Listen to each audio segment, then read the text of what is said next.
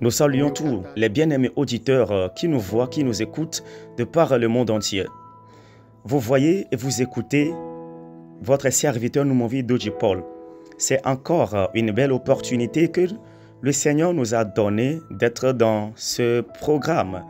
Je le rappelle, je suis responsable de camp de prière à Bovision, dans la zone de Noché, spécialement au Togo. Et ce camp de prière est nommé « Seul Jésus est la solution à tout ». Je le rappelle, nous sommes dans un programme où nous parlons de la langue. Et la Bible en a parlé dans le livre de Jacques, chapitre 3. Jacques, chapitre 3, le verset 2. Jacques, chapitre 3, le verset 2 déclare: nous branchons tous de plusieurs manières. Si quelqu'un ne branche point en parole, c'est un homme parfait, capable de tenir tout son corps en bride.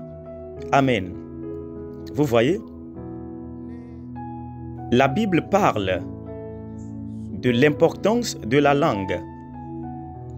Jacques déclare: car tous ont commis des fautes. Si vous dites en quoi avez-vous commis des fautes, vous l'avez fait en parole. Il a dit: quiconque arrive à se maîtriser en parole sans commettre de fautes, celui-là a la capacité de tenir tout son corps en bride. Cela veut dire que la langue, d'autre part, a le pouvoir sur tout le corps. Si quelqu'un sait parler, il sait donner des réponses douces, il peut bien conseiller, peut bien prodiguer des conseils. Celui-là, la Bible déclare, qui ne commet pas de faute en parole, on dit qu'il aura le pouvoir sur le corps, ce qui veut dire, avant qu'il ne commette le péché, serait difficile, parce qu'il ne parle pas seulement, il veille à ses paroles et il réfléchit avant de parler. Et la Bible déclare: celui qui est capable de maîtriser sa langue, et la langue ne commet pas de faute, ne parle pas seulement, celui-là a le pouvoir sur tout son corps. Mais s'il parle n'importe comment, il dit ce qui lui passe par la tête avant de s'excuser, il y a toujours des erreurs dans ses paroles. La Bible déclare: celui-là n'a pas le pouvoir sur son corps. Les péchés peuvent abriter chez lui. Tu vois, cela veut dire que la langue permet à l'homme d'avoir la maîtrise sur son corps. Je peux dire qu'il a le pouvoir sur son corps. D'autre part, aujourd'hui, les gens jouissent de la malédiction, ce qui veut dire il y a seulement peu de choses. Et la personne s'est énervée et elle a dit, je donne cet exemple.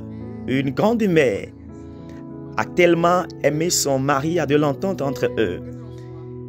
Et le mari est décédé à 16 h. Vers 18 h, elle est agonisante et veut rendre l'âme. Et la grande-mère dit, ce qui lui arrive, c'est qu'il y a de l'entente entre elle et son mari. L'amour entre eux est profond. Pour cela, aujourd'hui, elle dira, avant de rendre l'âme, ces filles, les filles de sa descendance ne vont pas jouir du foyer. Aimer l'homme, lui donner son cœur. Et il est décédé, elle va aussi décéder, cela ne veut plus arriver. Ils sont âgés, vu l'âge, et ils sont fatigués de la vie. Mais à cause de ce que la grand-mère a dit, la descendance veut se marier, maintenant il y a un problème.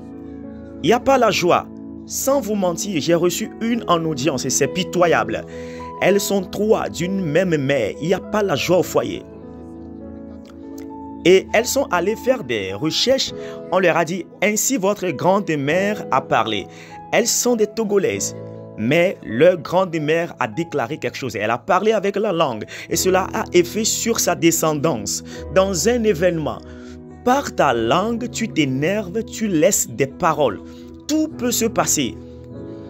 Mais si tu dis de bonnes choses avec la langue, elle apportera la paix. Mais je veux seulement que la Bible déclare, celui qui maîtrise sa langue et ne commet pas de faute en parole, il est complet, parfait. Il peut maîtriser son corps. Que dis-tu avec ta langue?